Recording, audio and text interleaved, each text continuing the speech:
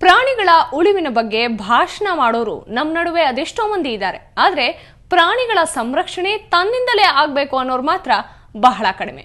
ಇಲ್ಲೊಬ್ರು ಫೋಟೋಗ್ರಾಫರ್ ವಿಭಿನ್ನ ಪ್ರಯತ್ನದ ಮೂಲಕ ಹುಲಿ ಸಂರಕ್ಷಣೆ ಬಗ್ಗೆ ಜಾಗೃತಿ ಮೂಡಿಸೋದಕ್ಕೆ ಹೊರಟಿದ್ದಾರೆ.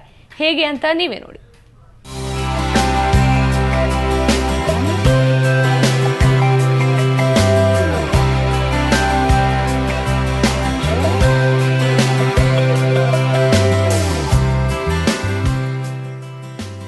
ಒಂದೆಡೆ ಆಹಾರ ಹುಡುಕುತ್ತಾ ಸಾಗುತ್ತಿರೋ ಹುಲಿ ಮರಿಗಳು, ಇನ್ನೊಂದೆಡೆ ವ್ಯಾಘ್ರನ ಅಟ್ಟಹಾಸ, ಮತ್ತೊಂದೆಡೆ ಮೈ ಕೊಡವಿ ನಿಂತಿರೋ ಹುಲಿ ಚಿತ್ರಣ.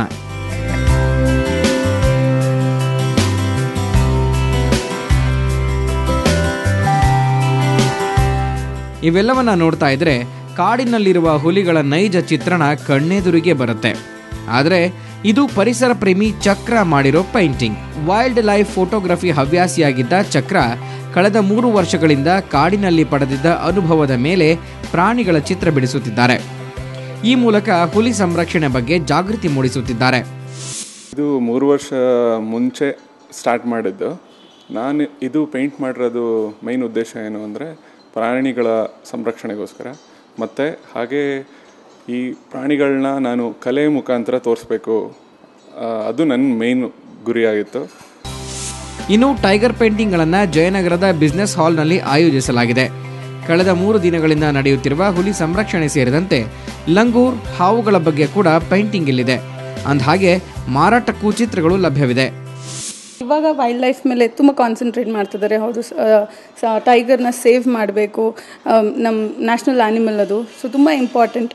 ಆ್ಯಂಡ್ ರೆಸ್ಪಾನ್ಸ್ ಇಲ್ಲಿ ತುಂಬ ಚೆನ್ನಾಗಿದೆ. ಜೆನಿಸಸಲ್ಲಿ ತುಂಬ ಜನ ಬಂದು ಹೋಗ್ತಿದ್ದಾರೆ. ಆರ್ಡರ್ಸ್ ಕೂಡ ತುಂಬ ಚೆನ್ನಾಗಿ ಸಿಗ್ತಿದೆ ಅವ್ರಿಗೆ. ಆ್ಯಂಡ್ ಎಲ್ಲ ಚೆನ್ನಾಗಿ ಹೋಗ್ತಾ ಇದೆ. ಅಂದಹಾಗೆ ಇನ್ನೂ 2 ದಿನಗಳ ಕಾಲ ಟೈಗರ್ ಪ್ರದರ್ಶನ ನಡೆಯಲಿದೆ. ಅದ್ಭುತ ಹಾಗೂ ಅಪರೂಪದ ಪೇಂಟಿಂಗ್ಗಳನ್ನು ನೀವು ಕೂಡ ಕಣ್ಣು ತುಂಬಿಕೊಳ್ಳಬೇಕಾದ್ರೆ, ಜೊತೆಗೆ ಖರೀದಿಸಲು ಬಯಸಿದ್ರೆ ಇಲ್ಲಿಗೆ ತಪ್ಪದೆ ಭೇಟಿ ಕೊಡಿ.